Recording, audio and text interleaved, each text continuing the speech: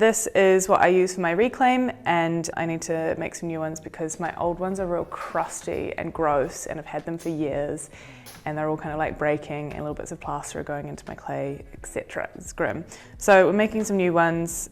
Here is one I've made earlier. I'm going to just take you through the steps of how to do it. To start with, what you need is a container of some sort to make your bat in, and it should be something without any undercuts so that you can get your bat out really easily. You're going to need some plaster. Make sure you don't get any old kind of plaster. You need to get a fine casting plaster or pottery plaster or plaster of Paris. Otherwise it's shit plaster and it doesn't work. You need a mask. This is an FFP3 mask rated for silica.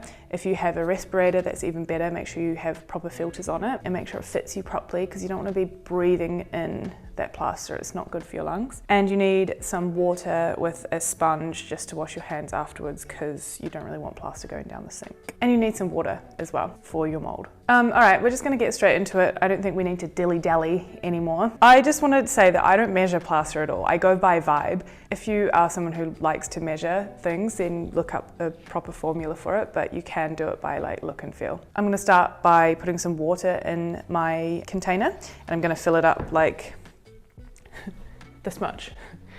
That's maybe, I don't know, an inch-ish of water, and then we're going to add the plaster to it. So make sure you use cold water for this step. At this stage, I should also let you know that you will be mixing the plaster with your hands if you're following my method. If you've got any rings on, get rid of them now. Roll your sleeves up, get ready to get a bit gross. If you don't want to mix with your hands, then you should get like something that you can mix with that you're not going to use with your normal pottery clay in any way at all. Mask on, glasses off. I am ready to go. I'm ready to get a little bit gross. So I just keep this like random jug inside of my plaster bag. It is only ever used for plaster so that it doesn't get any plaster in my clay. And the reason that I'm being quite strict about that is because if any plaster gets into your clay, then it will explode in the kiln. And you know, you don't want to destroy your pieces, and that's what will happen. So yeah, I just kind of keep it separate. You can sieve your plaster if you want. I'm a bad boy and I don't do that. I just get it in there. So you take your scoop of plaster and you just put it in the water. And you kind of do that all over the area of the container.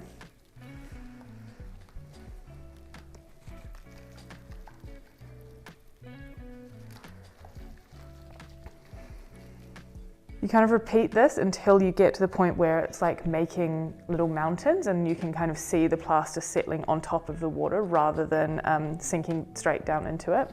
So this is going to take me a few minutes. If you have an extractor fan or something like that, then it's probably worth putting on at the moment as well because you don't really want to be breathing in the plaster, or open your window or even do it outside if you can.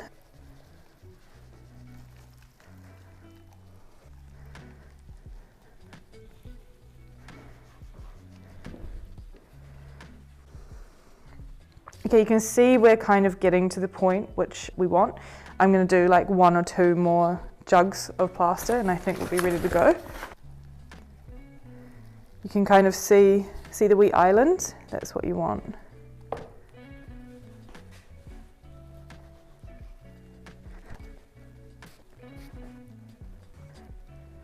right, cool.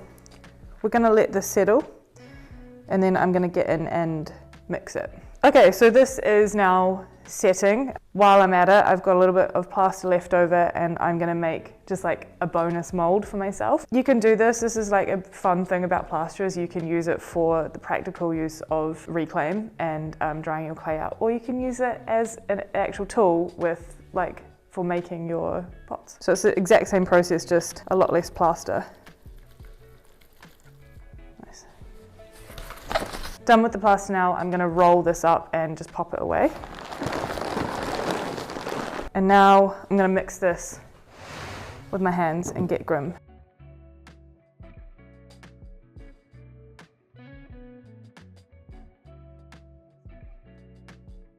The reason I like mixing it with my hands is because I can feel all the lumps and I can feel where I need to kind of squeeze the plaster and mix it in, break those lumps up.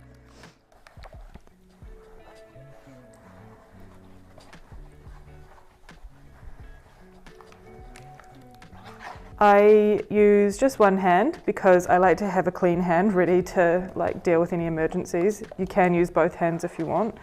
I don't know, I just feel like I'm in more control if I'm only using one hand. A lot of people use like a drill bit with a paint stirrer on the end as well, and I think that's really effective, but I don't have one of those, so just use God's tools, my hands. You kind of want it to be like, oh, there's a cat here.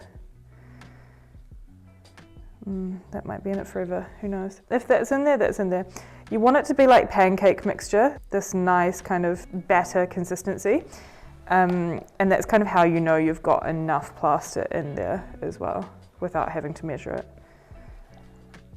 The reason that you use cold water for this is because the chemical process of the plaster hardening, like it goes hot, and so if you use hot water in this, it kind of speeds that process up and it doesn't make a very good mix. So you want to use cold water. Okay, I think that's pretty well mixed. I can't feel any more lumps in there, so I'm going to just bang it on the table, and any bubbles that are trapped within the plaster will come to the top. And we're just going to ignore this now. We're going to leave it. I'm going to mix this one quickly.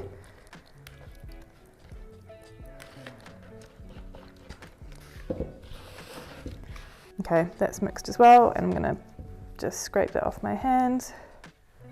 And I'm going to tap this as well, repeat that same process. We are going to leave these for like 2 or 3 hours, and they are going to do what's called going off, which is basically that chemical reaction of the plaster and the water doing whatever they do to harden. So yeah, we just ignore it now, and I'll see you in a few hours. This is why I have this sponge and water handy. I don't want to like wash this down the sink at all. I want to keep this kind of separate. So I just wash it with like a Scody old sponge that I have that I think probably needs to go in the bin anyway, so it's not going to be a clay sponge anymore. I'll do this to my hands, and I'm probably going to just wipe down the bench as well. You don't want to put any plaster down the sink because it will harden in the pipes and it will block your pipes. And you'll need to get a plumber out, and you'll get in trouble and you'll feel really bad about it, and it's going to cost you loads of money. So you want to avoid that. You want to just have any spare plaster like harden in here if it's going to. This was so dilute that it's not going to harden, and you can pour this in with like your slops, your glazed slops water. Make sure you don't mix it with anything that you're going to use with clay. Right, welcome back. It's actually the next day because the light ran out. It wasn't a nice shot, but here we are. This got really lovely and warm. It heats up while it's going off. Now it's ready to go. You can hear it's properly hard. So we're going to demold it. The reason that I make my molds in plastic is because it's really easy to demold them. Usually I would just kind of do it on my knees, but this shot is so beautiful, I don't really want to move from here, so we're staying. We're just going to work it out. I'm going to grab a towel, and I'm going to turn this over, and I start by loosening the walls. Because it's plastic, I can do that really easily. We're going to turn it over. I'm going to put my hand underneath. I know this probably looks quite bonkers, but it is what it is. Hello there from this camera. I'm just going to push down on the base of this, and it's going to release it, and I'm going to catch it.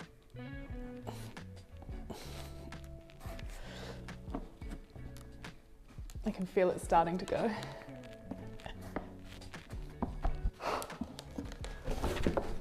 Oh, there you go.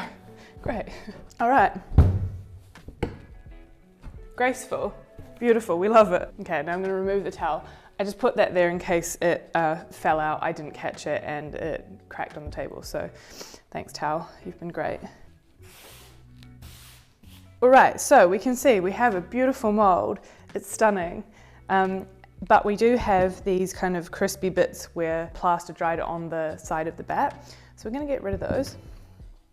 I use a rasp tool for this, but you can, I've used like metal ribs or kidneys in the past and wooden knife tools. The plaster is kind of soft at this point, so it doesn't really matter what you use, but this tool is good if you've got one. And I'm just going to shave the sides.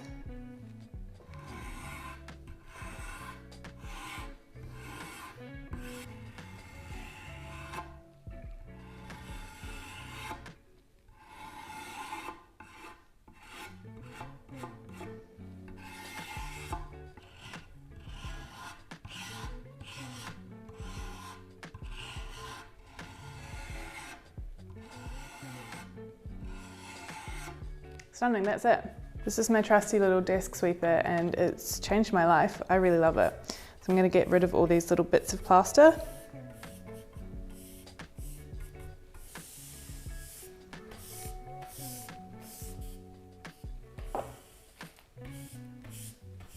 All of this can go in the bin so it never gets intermingled with any of your clay. I'm gonna give it a little sponge, I think, just so any of that little plaster dust stuff can come off it. This is the same water as I used yesterday when I cleaned up the plaster, so I've kept it aside.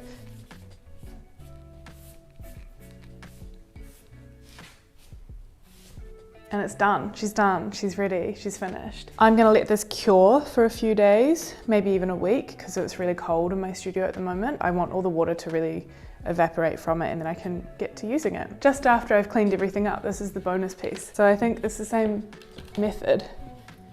We're gonna make a nice big mess on the new plaster bat. Oh, that was better. Here it is. That's a nice bonus. To dry this, you just wanna prop it up on some wee props so that it can get some airflow underneath. So put it on a shelf or something rather than like your main table. These are just some random guides that I use for like rolling slabs and stuff, but they make for great little props for plaster bats. So now this is going to be able to breathe from all surfaces.